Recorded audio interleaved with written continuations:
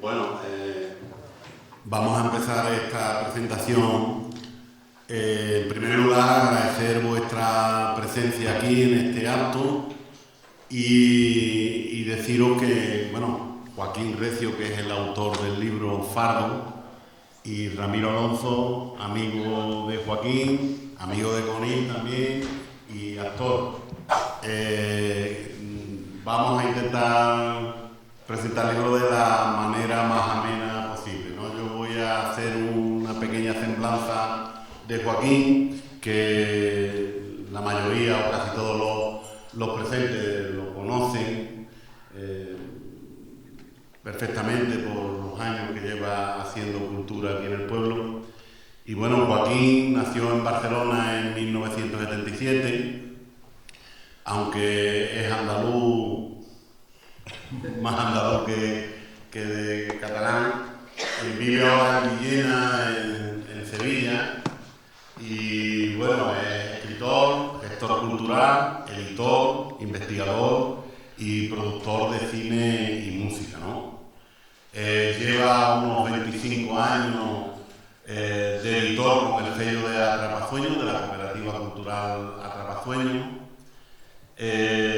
Ha escrito diferentes libros, el primero de ellos, La República de las Letras, sobre la Escuela Popular de Zabinilla, y le llamaban Carapapa, un poco la biografía para el público infantil de Miguel Hernández.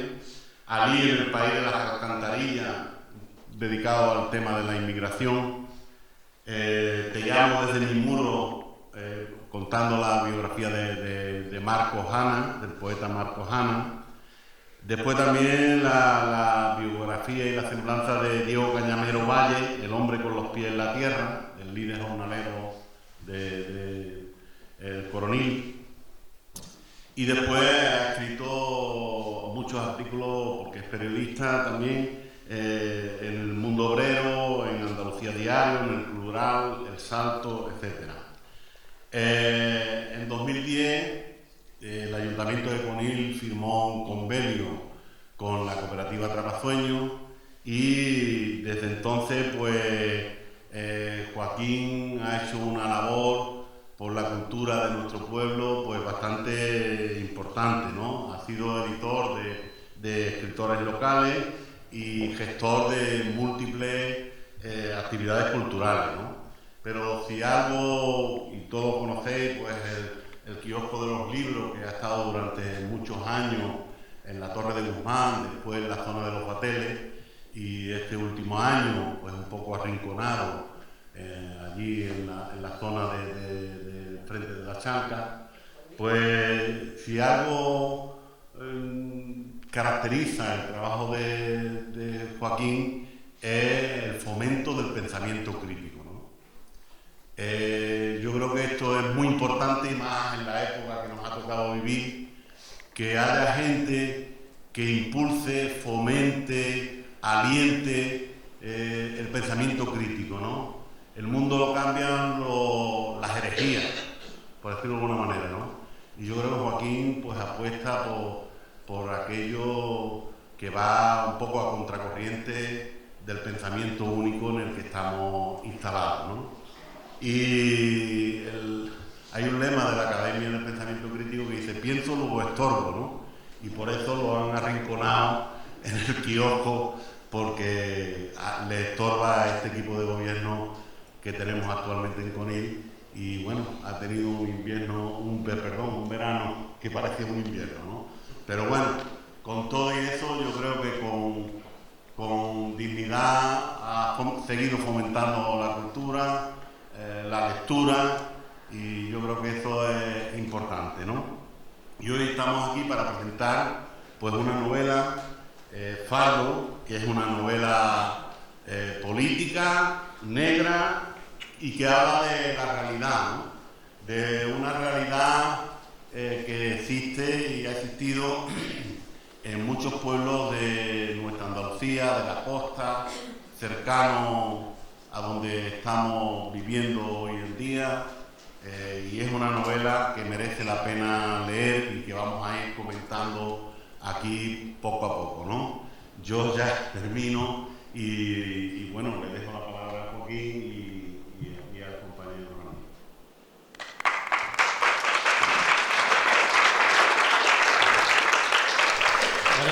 Buenas tardes a todos y a todas. La verdad que jugar en casa da gusto. Lo que pasa es que verá que te entra un poco de congoja. Después verá que sea un verano un poco diferente a otros veranos, en el sentido de que hemos defendido un espacio cultural como la caseta, que en sí misma es un espacio. Y aquí hay gente que hemos compartido más de un volador los viernes, o algunos que se nos han ido este verano, por ejemplo, el amigo José, verá que no ha podido comerse el último volador que había quedado conmigo para comerse. Ha pasado de todo este verano. Y la verdad que la novela ha sido una expresión quizá de un tiempo distinto en mi forma de ver la vida y una forma también de manifestarme de otra manera. Es verdad que he escrito, como dice Antonio, y me encanta la semblanza que ha hecho. Parece que me estoy jubilando, pero no os preocupéis que no me jubilo, ni me estoy muriendo tampoco. Pero sí es verdad que da un gusto escuchar una semblanza en la que se habla de lo que has escrito, porque ciertamente yo de pequeño quería ser escritor y desde pequeño quería ser editor. Y de hecho dejé la universidad, me dediqué a hacer la revolución en las casas ocupas de Málaga, las de Sevilla y después en todas las casas donde he estado, que siempre son ocupas. Aquí hay mucha gente amiga que le ha ocupado su casa más de una vez. Es decir, he vivido una vida la que he querido, soy una persona muy libre y en ese sentido estoy muy feliz de que me presente un amigo como Antonio Roland, que ha sido alcalde, viceconsejero de turismo, no sé qué. Todos los cargos que ha tenido Antonio, podía haber sido senador también, pero no fue, pero a lo mejor lo será, no sé. Pero es verdad que toda esa pompa que hay en torno a las presentaciones, me encanta que en Conil podamos darle la vuelta en el sentido de que yo soy muy feliz en este pueblo, ya lo sabéis. Me siento muy de Conil, seré forastero toda la vida, siempre soy forastero en todos sitios, soy un andaluz nacido en Barcelona, mi familia de la línea, mi abuela de Cádiz, o sea que la vena gaditana siempre entra como en Valleca igual. Sangre gaditana en vena vallecana, pues igual, yo tengo esa vena gaditana de siempre. Yo no me siento fuera de lugar aquí en Conil y no me siento fuera de lugar en esta mesa, además con Ramiro, una persona que conocí en Cuba, cuando terminó de cantar Lucía en el pabellón Cuba, para quien no conozca La Habana, es el espacio de la juventud, dedicado en el espacio de La Habana, en la Feria Internacional del Libro. Y estaba cantando Lucía canciones de eso de la memoria, que habéis escuchado muchos de los que estáis aquí, que os gusta supongo, pero es verdad que eso fue un año en el que fuimos una brigada que se llama Vázquez de Sola, que Dios lo tenga en la gloria, nuestro querido Andrés. Era una brigada en su honor y así seguirá siendo en honor a Andrés Vázquez de Sola, que nos ha dejado hace poco, hace 3 semanas. Pero es verdad que esa brigada fue una inspiración también para la cooperativa nuestra, porque ahí estaba Willy Toledo, al que habíamos traído en el año 2010 aquí a Conil, y conocí a Ramiro en 2013 junto a Lucía. Entonces Ramiro vino después de que cantara Lucía y dijo: Ramiro, yo quiero ser vuestro amigo para toda la vida. Y vino llorando porque estaba saliendo una situación personal, como todo el mundo que va a Cuba al final descubre otra parte del mundo, porque Cuba te da una posibilidad de salir del mundo, porque es otro país, es otra cultura, es una revolución todavía en marcha, con todos sus problemas evidentemente, no más que lo que tiene este país, por cierto. Pero sí es verdad que Ramiro se acercó y quiso ser nuestro amigo y es nuestro amigo todavía. Y hemos hecho una presentación el otro día en Sabinilla, que ya sabéis que yo soy de muchos pueblos, pues el pueblo donde me he criado prácticamente y donde mi padre fue teniente alcalde comunista durante mucho tiempo. Quien no haya leído la novela entenderá muchas claves de la novela, pues sí es verdad que estuvo acompañándonos magníficamente con su declamación, con su interpretación de los textos. Quiero decir todo esto, que además de la emoción que me embarga, que es importante, yo creo que lo importante también es volcar y devolver a la gente lo que uno ha tenido la suerte de tener. Yo veo aquí a Pepe, veo a tanta gente, Graciela, yo no sé, hay tanta gente amiga, Manolo, no sé, no puedo citarlo a todos, conozco. Y si no, el que ha venido hoy porque ha escuchado la entrevista en Radio 3, que también lo conozco, Juanma, que está por ahí. Es decir, la cultura da una facilidad de entender las formas de la vida que más quisiera más de uno tenerla, ¿no? Y yo he tenido la suerte desde pequeño de estar rodeado de gente mayor, gente con experiencia y gente que le apasionaba la cultura. Y eso para mí ha sido el aliciente permanente de mi vida.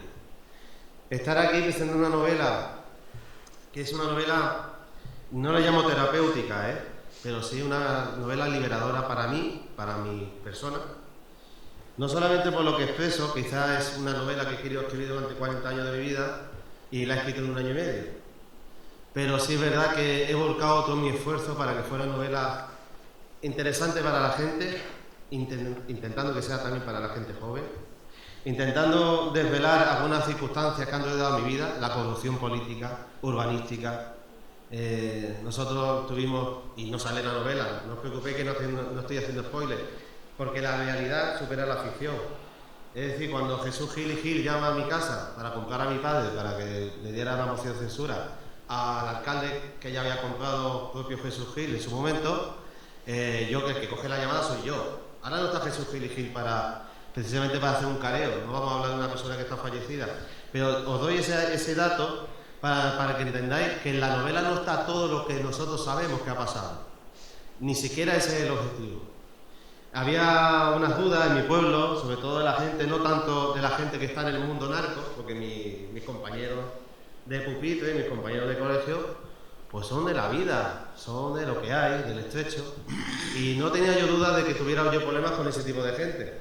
Pero sí es verdad que el problema venía precisamente de la gente que está instituida todavía en esos niveles, en ese ir y dar que da el tema de la corrupción urbanística y de ese politiqueo que llevamos 40 años de democracia y todavía estamos pensando qué coño, cuándo vendrá la democracia, ¿no? En el sentido de participación, de renovación de los valores, etcétera, etcétera. Bueno, pues la verdad que la gente se pensaba que íbamos a poner nombre y apellido en la novela, y la novela lo que es una reflexión.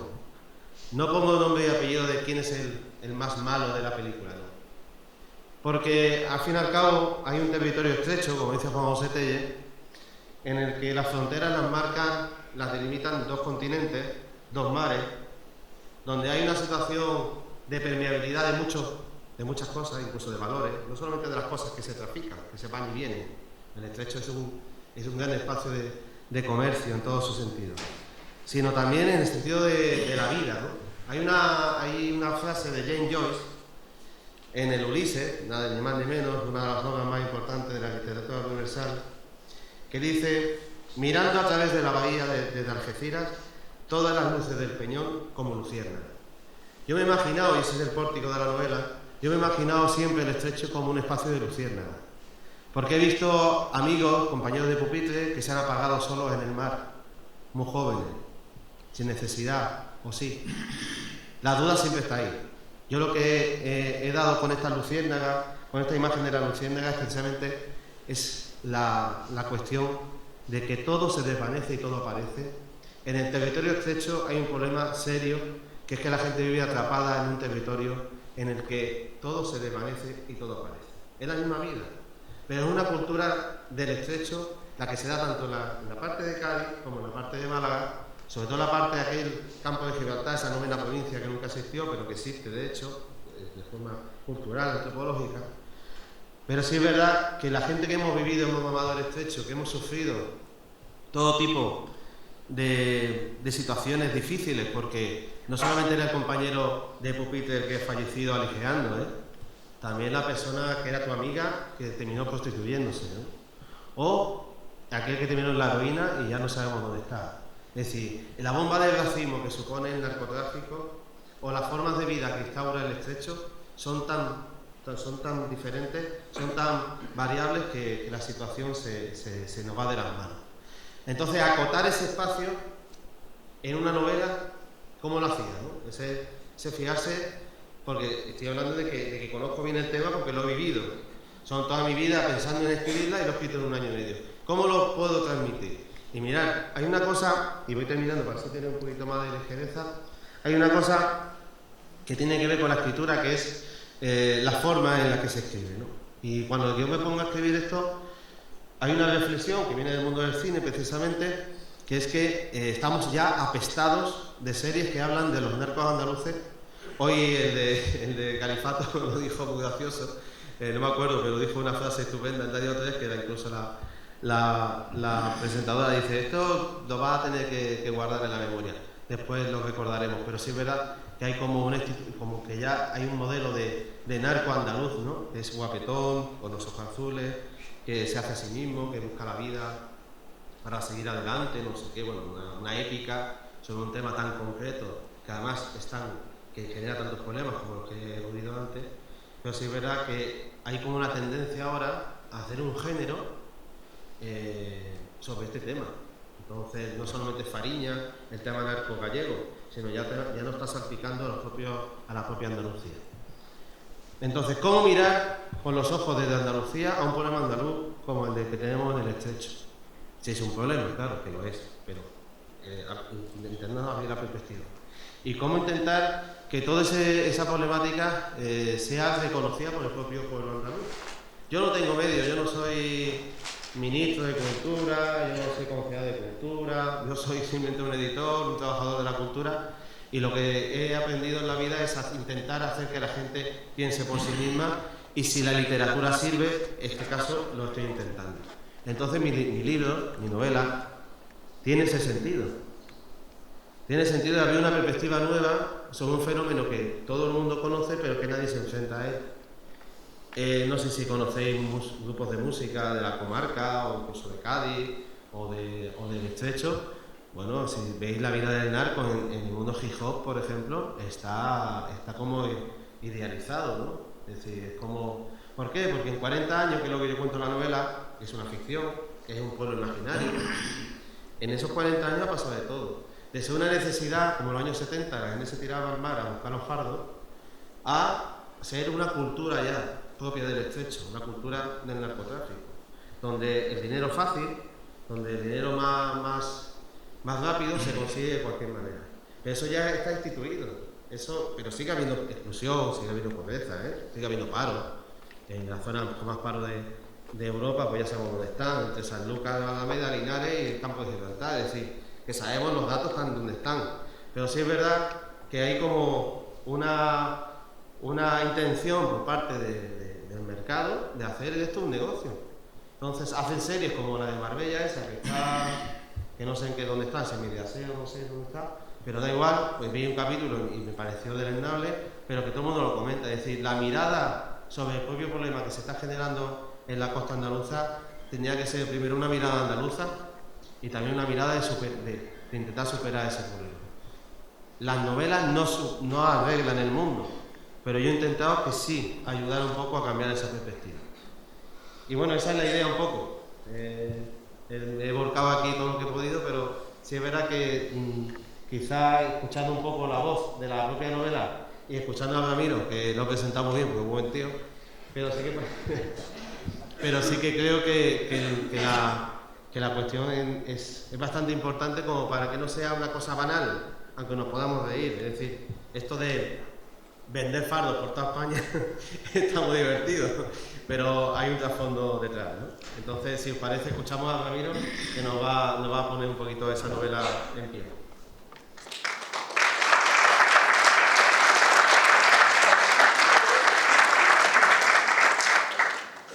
Bueno, voy a leer las novelas de los espacios temporales 2005-2015, no pues spoiler ni nada. Y la primera visita del alcalde protagonista, bueno, no es protagonista, pero la primera visita a Madrid del alcalde pasa lo siguiente. Aquí me traigo las gafas para el cojo. La primera cita la tenía con un compañero del partido en una comida en Campuñetas. Tenía sesión de control en el Congreso de los Diputados. Pedro lo esperó durante unos 20 minutos tomando un vermú en un bar cercano de la misma calle San Agustín. Jaime apareció sonriente como siempre. Era alto y delgado, guapo de presencia y un poco estirado. Pero era el mejor partido que, valga la redundancia, había en el partido. Pues se sabía que se iba a la cama tanto con hombres como con mujeres. Esto lo hacía ser muy deseado por mucha gente fuera y dentro del propio partido. Y era tan civilino como siempre. Lo fue después. En el Congreso era conocido por sus juergas y sus empalmes de la noche madrileña directamente al hemiciclo. ¿Y ese bigotito tan pequeñito? Pareces un actor de cine de Hollywood de los años 20, le dijo Pedro a modo de saludo. Hombre, Pedro, el mejor alcalde de la Costa del Sol, mejorando los presentes. Y se rió mientras le daba un fuerte apretón de manos con un largo balanceo de brazos mientras continuaba diciéndole: esto del bigotito son señuelos para la alta política. Confunde a tirios y troyanos. Los tengo a todos loquitos perdidos ahí adentro. Y prosiguió riendo. Una vez salieron a la calle en busca del restaurante catalán, Jaime le dijo a Pedro que había que tener mucho cuidado con lo que se decía en los bares de Madrid. Hay que tener mucho cuidado, que hay miles de ojos y miles de narices metidas por todos sitios. Cualquiera puede ser un cotilla o un topo de cualquier cabrón de esa casa que ves allí, dijo señalando al Congreso de los Diputados. ¿Tan mala consideración tienes de los que habitan la sede de la soberanía nacional?, le dejó caer con cierta coña. No estás anticuado ni nada, querido camarada. Hace tiempo que esto dejó de ser la sede de la soberanía nacional. Aquí ahora manda Bush, como mañana puede mandar la Merkel. Aquí, menos los de aquí, todo el mundo nos maneja como si fuéramos títeres a su servicio. A lo que Pedro apostilló, o peor aún, como si fuéramos sus putitas. Se sentaron en el pequeño salón de adentro antes del cuarto de baño, para tener más tranquilidad, ya que el restaurante, no muy grande, ya estaba lleno de parlamentarios catalanes que comenzaban a disfrutar de los entrantes.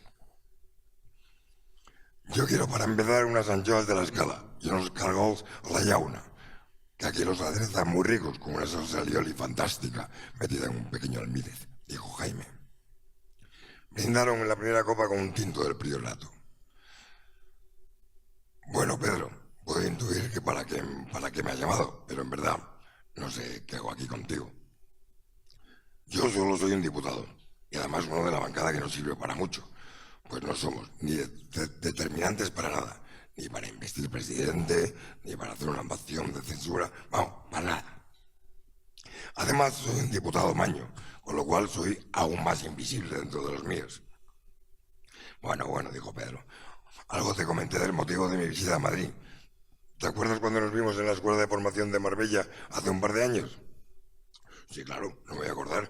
Fue genial con aquellos monstruos de la economía. Qué pena que estén tan mayores. Pero qué generación de economistas marxistas, oye.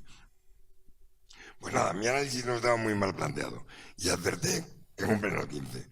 Te cuento. El GIL, una vez que quiso extenderse, fue incómodo para el PSOE. Aquel romance de Montaner en los años 90 con Jesús Gil fue efímero y pertenece al pasado. Antes todo el mundo hacía negocios con él, y cuando abrió la alcaldía de Marbella los especuladores solo pudieron quedar los más fuertes, y esto ya afectó a muchas empresas ligadas al poder del gobierno, pues no podían competir con empresas fantasmas de otros países y además, ya sabes, ligadas al blanqueo de capital de las mafias extranjeras que actúan en la propia costa. Entonces el PSOE ya no protege a nadie en Marbella. No, en Marbella se han corrompido todos y ahora van todos en el mismo barco. Han ido quemando naves y a mucha gente le han tirado por la borda sin ningún tipo de escrúpulo. Ya no queda ningún referente moral ni ético en ningún partido en esa ciudad. Tan solo algunos de nuestro partido, como bien sabes, que somos como las hermanitas de la caridad, inofensivos. Sí, exactamente igual que monjitas. Parece que queremos hacer creer que hay pobreza por cojones en un mundo que está rebosando de pasta gansa. Bueno, a lo que iba. Si tú piensas eso, no voy a ser yo quien te contradiga. Continúo. El hecho es que el GIL sirvió para legalizar o construir de forma ilegal, da igual el orden de los factores, miles de metros cuadrados en la costa. De ahí su expansión tan fácil con tanto apoyo por tantas ciudades. Pero todo tiene un límite, claro. Sí, el límite lo puso la burbuja en la que se había creado. Ya, y también el límite lo puso tanto el PSOE como el PP, que han visto como el GIL cruzó la otra orilla y esto ya se puede convertir en un problema internacional con Marruecos. A lo que Jaime apostilló, más que un problema diplomático, aquello es que se le pudo robar un socio. Ahí estaban todos mis amigos metidos hasta las trancas en pelotados urbanísticos en la costa marroquí. 2 de ellos amigos míos de juerga del PSOE, que se han construido casas en la costa de Sagüira, al lado de promociones enteras de empresarios de su partido. Bueno, veo que estás informado, Jaime. Pues así es. De eso también hay. La cuestión es que el GIL ya es un cadáver y ya le buscarán problemas judiciales de todo tipo. El GIL estaba sobreviviendo a su fundador y eso es lo único que le trajo fueron más problemas. En mi pueblo conseguimos en su día cortar la hemorragia y evitar que esta legislatura gobernara, y la hemos salvado, aunque yo no tuviera mayoría. Pero ahora debo ganar como sea y hacer nuestras políticas en el pueblo, que sean un imán para todos los pueblos de la zona, o mejor aún, un espejo donde mirarse. Jaime se quedó pensativo y dijo, pues yo solo te puedo ayudar en dos sentidos. Uno, en que sepas que yo estoy en este partido ya por tradición familiar, pero que no tengo ningún tipo de prejuicios en conseguir los objetivos como sea, incluso a cualquier precio. La derecha está ganando siempre, pues el PSOE no es otra cosa que derecha con cara amable. Trabajan para los mismos poderes fácticos de este país. La diferencia la crea el marketing político y, por supuesto, 30 años de enchufismo y caciquismo moderno, que eso también ayuda a homogeneizar las mentes. Eso sí, te puedo ayudar en asesorarte en todo momento. Bueno, y por otro lado, tengo amigos hasta en el infierno. No en las cloacas, sino directamente en el infierno. El camarero se acercó a la mesa al retirar los platos llenos de conchas vacías de caracol y les sugirió que pidieran la comida, que a las 4 se cerraba la cocina. Sin mirar la carta, Jaime pidió para los dos 3 platos para compartir: conejo a la brasa, monchetas con butifarra negra y escalivada, y un par de panes con tomate. No podía faltar en esta mesa tan catalana, añadió. Cambiaron varias veces de tema mientras comían, hablando de las mujeres tan guapas de Sevilla que habían conocido en el partido. Sin lugar a dudas, eran las más lozanas de todas las de su generación. También las más ardientes, recordaba Pedro. Se pusieron al día de la situación de sus familias. Jaime ya andaba medio divorciado por segunda vez de su primera esposa, un lío de vida que Pedro escuchaba con verdadero deleite mientras chuperreteaba los huesos del conejo. Coño, vives como un culebrón de la tele. No, más bien como un programa de Telecinco. Pidieron otra botella del Priorato para acompañar la butifarra. Y en ese estaban cuando Jaime le propuso a Pedro que si quería que le pusiera en contacto con un empresario de la construcción, muy amigo de la casa. Le dijo que aunque era cordobés, era de fiar, y que sin duda le podía ayudar para ganar las elecciones, aunque quedaran muy pocas semanas para las votaciones. ¿Y cómo va a poder ayudar? Sacamos un proyecto de la chistera. ¿Tú te piensas que mis vecinos son tontos? Dices, no son tontos. Por eso mismo, siempre habrá algo que les interese, aunque sea que salga de una chistera.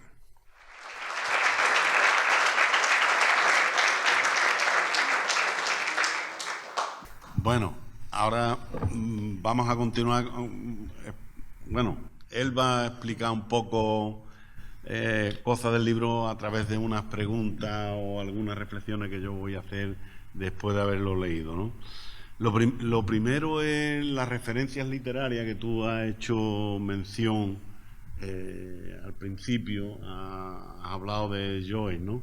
Pero tú lo introduces con Vázquez Montalbán, con Telle, y me llamó la atención también de Rubén Darío, El Fardo, ¿no? Entonces, ¿qué intención tienes tú cuando un poco para introducir el tema o cómo? Bueno, es un texto... Bueno, incluso hay referencias literarias dentro del libro. Un personaje que es Vidal, que es el maestro jubilado que está en el bar y lo observa todo y habla medio borrachín y eso. No, muy borracho. Muy borracho. Entonces habla de héroe y civilización y da consejos y todo eso, ¿no? Sale Foucault. Foucault. Marcus. Herbert Marcus. Y bueno, las referencias literarias, un poco, ¿en qué sentido las introduces tú en el libro? No está preparado, esto es natural, pero sí es verdad que tengo la respuesta muy clara.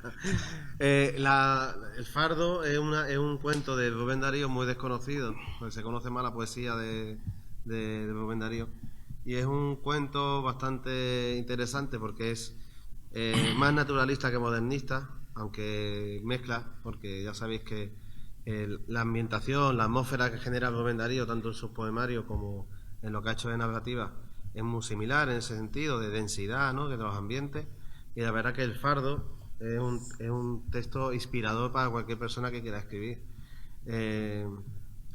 Hoy un amigo también lo ha dicho en comentarios sobre eso, porque no tanto me he copiado en el sentido de la ambientación, como que he referenciado un texto que todo el mundo debería conocer, porque El Fardo de Rubén Darío habla al fin y al cabo de la clase trabajadora, de la situación difícil de los estibadores, de la gente de la mar, y es un texto muy lindo, muy desconocido, y es una puerta también abierta a otra literatura que que no te la comentan en los colegios ni en las instituciones educativas. Entonces, pues está bien abrir esa ventana a la gente. Sí es verdad que todo libro tiene un homenaje a tus lecturas y esta novela tiene una clara referencia, por ejemplo, a Manolo Vázquez Montalbán. Ya sabéis que soy un apasionado de Manolo, he editado 2 libros de él, he investigado sobre él. Entonces, pues veréis que ahí lo que acaba de contar él es una comida en Campuñeta, que es un restaurante catalán que está en San Agustín, cerca del Congreso de los Diputados, un sitio estupendo para que quiera ir a Madrid y comer cosas distintas, que no sea bocata con calamares. Y entonces pues ahí introduzco yo pues la cuestión de la gastronomía, ¿no? Que es un homenaje a Manolo Vázquez Montalbán, evidentemente. Y una forma también de dar el gusto a la propia literatura que estamos leyendo, en el sentido de ambientar un poco esas conversaciones, esos momentos de los personajes. Hay otro momento de los personajes, por ejemplo, que también me ha comentado alguno, porque le ha gustado mucho, cuando está comiendo Pedro el alcalde con la familia, se están hartando de mariscos, y el detalle de cómo se come las patas y todo eso, pues eso es estupendo. Bueno, eso está buscado, eso es una referencia de homenaje a una lectura tan importante para mí como ha sido la de Manuel Vázquez Montalbán y toda la serie Carballo con toda su gastronomía. Y después también es verdad que las referencias están todas al principio, porque no quiero dejar ningún autor de los que yo he querido mostrar en esta novela, porque al fin y al cabo yo lo que he hecho es hacer una novela al gusto mío, pero sobre todo también intentando que conecte con la gente, ¿no? Y por ejemplo hay una cita de Isaac Rosa, que de su novela, otra maldita novela sobre la guerra civil, que esa sí tiene una clara evidencia dentro de la novela. Es decir, estoy escribiendo otra maldita novela sobre los narcos de Andalucía, ¿no? Entonces esa crítica sobre la crítica, esa metalingüística, esa metaliteratura, esa es lo que he estado buscando con este libro. Y es verdad que las referencias internas que se dan a Marcús, ¿no?, del profesor que es un melómano, todo eso pues tiene un sentido, y tiene un sentido de acompañar, de contextualizar, no solamente el autor omnisciente, en este caso sería yo, o el narrador omnisciente, sino acompañar incluso la lectura de aquellas personas que se metan en el mundo fardo. E incluso la música que aparece tiene un sentido de que, bueno, que la gente se ponga esa música, que se ponga Händel, que se ponga Los Mártires del Compás, en fin. Es una búsqueda también de la comunión, más allá de la literatura, con la gente, ya sea con la comida, ya sea con la referencia a otros libros y ya sea con la referencia directa a la música, ¿no? Bueno, y hablando de un poco de los personajes, ¿no? Está Pedro, el alcalde, Jaime, que es el diputado que lo... Jaime quiere ser si se hace la película quiere ser Manuel, Jesús, el chaval... Jaime es el conseguidor. Bien afeitadito, bien guapito. El gallego, la madre de Jesús, es un personaje, Vidal, el maestro. A mí me llama la atención la relación entre Manuel, el concejal que no es corrupto, por decirlo un poco... El tonto. Bueno, el tonto es listo. Y Jesús, que se conocían desde pequeño, ¿no? Entonces, la relación esa me parece que es una relación que llama la atención, ¿no? Cómo conectan, ¿no? Y hay una frase que le dice Manuel, el concejal, le dice a Jesús, ¿no? Le dice: te sientes extranjero de una realidad que te cuesta entender, pero sabes además que es tu realidad. Es como una condena, la condena de ser extranjero en tu propio lugar, ¿no? Hablando de la situación en que se encuentra Jesús, que es el chaval que coge los fardos y... Es un narco, para que lo entendáis, que no lo haya leído, un narco de medio pelo. Pues está el chaval toda la vida intentándolo, pero no... Entonces, esa relación me parece que está bastante bien, ¿no? Y se explica bien. Y con los personajes que todos, en la reseña del libro, están atrapados en un territorio sin margen para la esperanza. ¿Qué significa o qué puede significar esto? Bueno, los personajes de la novela no tienen esperanza. No hemos ubicado un futuro donde se trabajen ellos mismos una posibilidad de que sea mejor. viven atrapados en un tiempo, en un espacio, y toda su dimensión está ahí, condensada. De hecho, todos los personajes tienen que ver con todo, ¿no? Y hay personajes que se escapan, es decir, una de las quejas que yo he escuchado a algunos ya sobre la novela es que les gustaría que hubiera seguido un poco más. Es decir, yo he quitado páginas de aquí, porque hay una frase de Manolo Vázquez Montalbán que pongo al principio precisamente porque el lector o la lectora no es idiota, ¿no? Entonces dice, en ocasiones la escritura es un apunte visual para que el lector ponga la musculatura de los hechos y los personajes. Es decir, la construcción de todo el argumento tiene que ver con unos hechos, con unos momentos que transcurren, un espacio temporal, pero sí es verdad que hay muchas partes que el lector o la lectora tiene que construirlos por sí mismo. Es decir, el libro existe gracias a que hay un lector o una lectora. Yo lo que propicio es ese espacio, ese escenario, más concreto, menos concreto, pero sí es verdad que hay un mensaje en todo de que son personajes sin esperanza. Hay un atisbo de esperanza en el amor de dos personajes, pero que al final no rompe, ¿no? Es decir, ¿por qué? Porque es quizá la visión total de la novela, que yo creo que la descubriréis vosotros, pero que tiene que ver con esa visión total de la novela. No hay personajes con esperanza en el sentido de que no hay un héroe ni una heroína que consiga romper una realidad y transformarla por lo que sea, ¿no? Eso no se da. Se da una serie de circunstancias, unos hechos muy concretos, durante unos días muy concretos, que tienen que ver con el pasado, que es lo que ha leído él. Es decir, hay saltos de 2015, que es donde la ficción transcurre, al 2005, que siempre hay saltos atrás, porque en el 2005 es donde se cuaja toda una intervención que cambia la vida de un pueblo, ¿no? Bueno, lo que ocurre en el 2005 tú lo has querido plasmar en la novela en dos tipos de letras, ¿no? Sí, porque aquí los que saben de imprenta, como Manuel Iglesias, sabrán que si le pones el papel amarillo como yo quería era muy caro. Entonces era mejor poner todo el mismo papel y cambiar la tipografía de letra. Ya. Aquí somos editores, lo sabemos todo. Así que es verdad que en 2005 el salto es, en vez de ser con papel amarillo, que era mi idea, pero es verdad que por lo que hay. Entonces el cambio de tipografía, que también ayuda en el sentido visual de saber en qué periodo histórico está, claro. Bueno, el libro ya lo ha explicado, ¿no? Indaga un poco sobre el narcotráfico, la especulación inmobiliaria en un pueblo de la costa andaluza, del Estrecho, en la Costa del Sol, y hay en toda la historia Manuel, que es el concejal que en cierta manera se enfrenta, aunque tímidamente, al alcalde, no rompe, pero le dice, en un momento le dice, el dinero no cura las heridas de una comunidad rota, ¿no? En esta frase, ¿qué es lo que quería explicar o por qué la dice? A mí no me gusta el autor omnisciente hablando, porque la novela está volcada en un sentido, en un contexto, pero sí es verdad que la desesperanza es parte fundamental de la historia, pero otra parte fundamental de la historia es cómo los valores de las comunidades se han perdido y se han deteriorado en estos 40 años en muchos sitios de la costa, donde el valor del dinero está por encima del valor de las personas.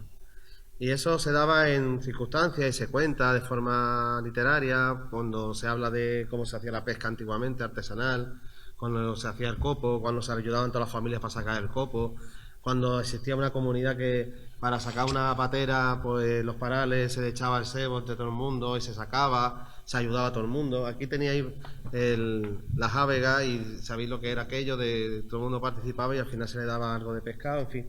Esa parte, esa forma fundacional de comunidad que da la industria o que da, en este caso la pesca, por ejemplo, pues era parte fundamental también de las estructuras sociales de muchos pueblos del Estrecho. Eso se ha ido rompiendo, evidentemente, hacia otras formas, porque no existe eso ya, ¿no?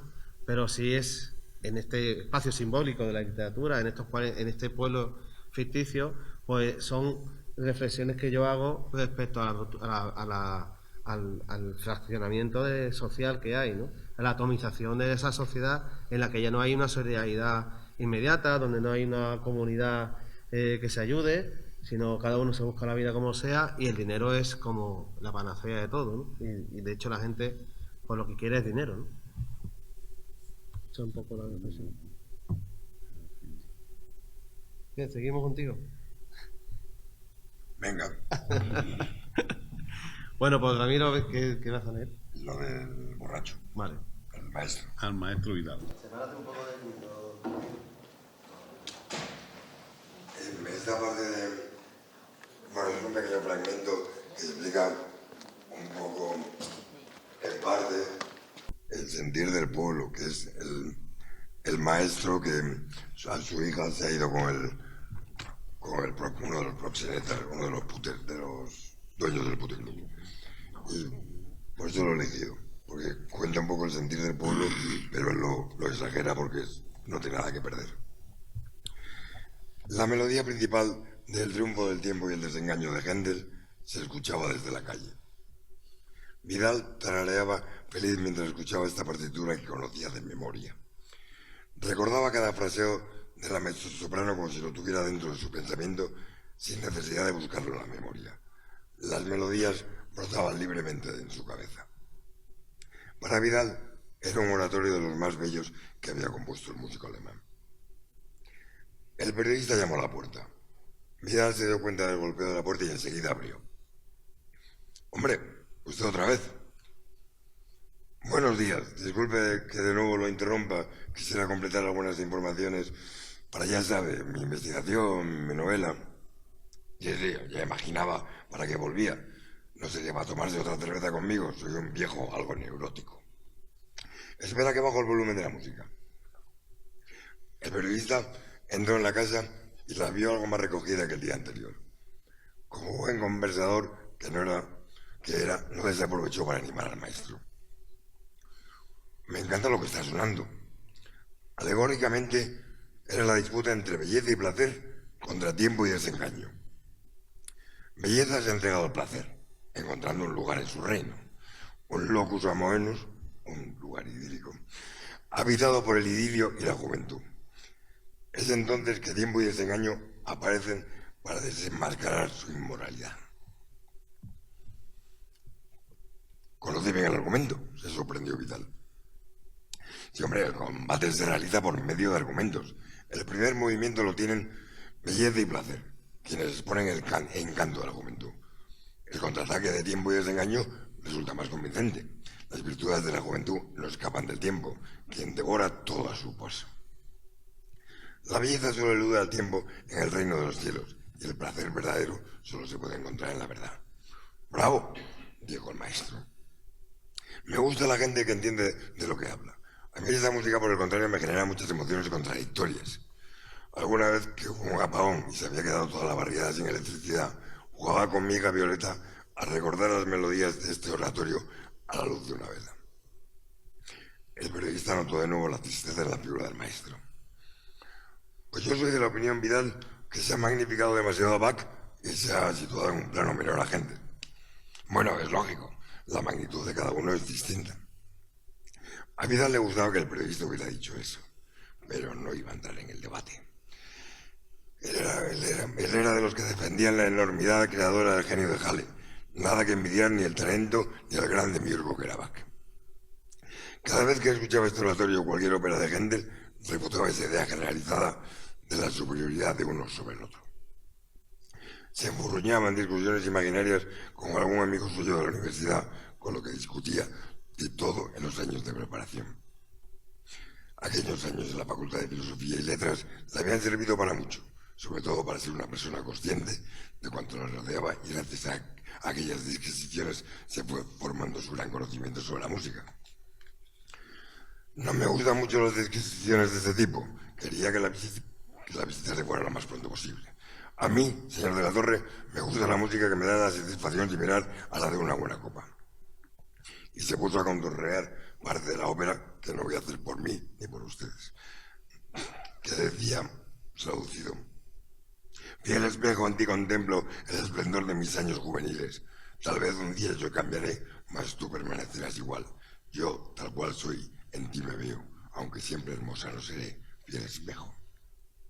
Bellísima esta parte, dijo el periodista. No quiero molestarle mucho, me gustaría que me hablara sobre alguno de sus antiguos alumnos. En mis informaciones, más de uno parece que se ha convertido en una persona importante del negocio. «Yo no voy a hablar de nadie que no sea de mi familia», le dijo el maestro, y solo estuve dispuesto a atenderle para poder darle información de sus hijos de puta que se aprovechan de las niñas. Otra cosa no me interesa, nada más que quiero que sufran todo lo posible esos seres repugnantes. El periodista se vio extremadamente ante la sinceridad de Vidal. La intentó de nuevo, pero Vidal se echó en el sofá como si no estuviera nadie delante de él.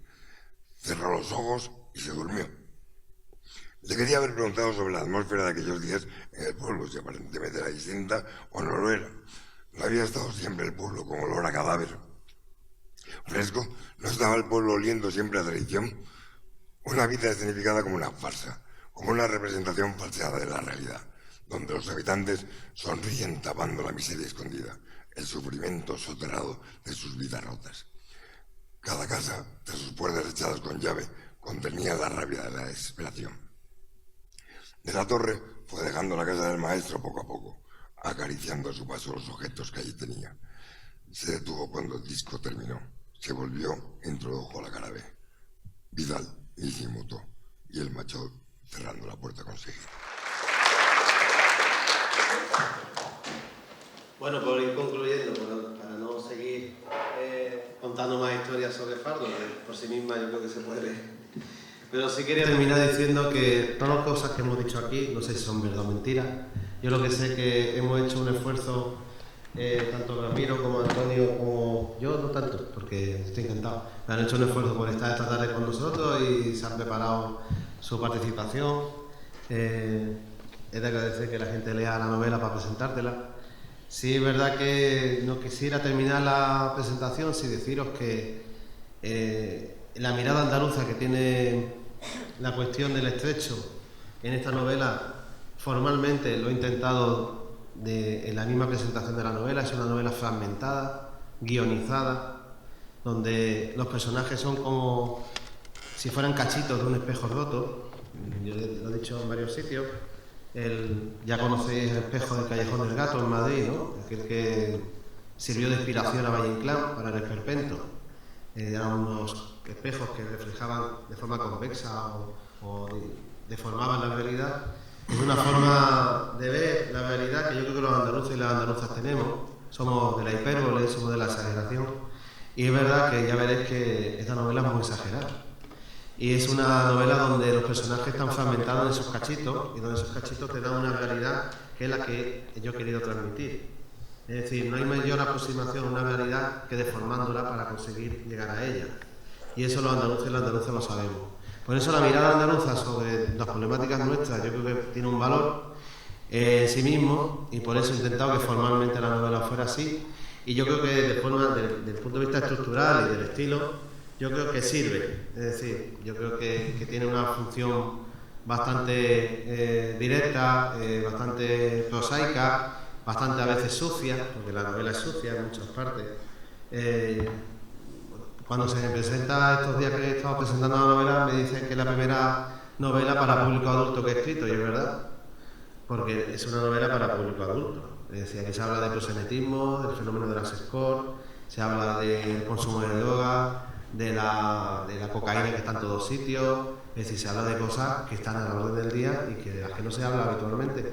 En el sentido, digo, más exagerado también. Es decir, yo creo que hablamos de muchas cosas, pero no hablamos de muchas cosas importantes. Y bueno, esa distorsión, esa forma de ver la vida con ese espejo fragmentado, yo creo que está ahí. Yo lo único que espero es que os guste mucho, en el sentido de que sea útil para pasar un buen rato, para tener una ventana nueva, una perspectiva diferente, y sobre todo para que seamos también comunidad lectora, que queremos que la lectura nos ayude a ser mejores personas, ¿no? Y yo creo que dentro de la sociedad, de la novela negra que hay aquí, de la novela política, novela rural, todo lo que puede tener esta novela, yo creo que lo que nos hace mejores es que seamos lectores y lectoras de una novela que nos cambie la perspectiva de algunas cosas. Yo creo que lo he intentado y solamente sois ustedes los que pueden decidir si es así o no. Así que muchísimas gracias por haber venido esta tarde, y nos seguimos viendo, porque no será la primera novela, no será el primer libro que presente en muchísimo tiempo, seguro.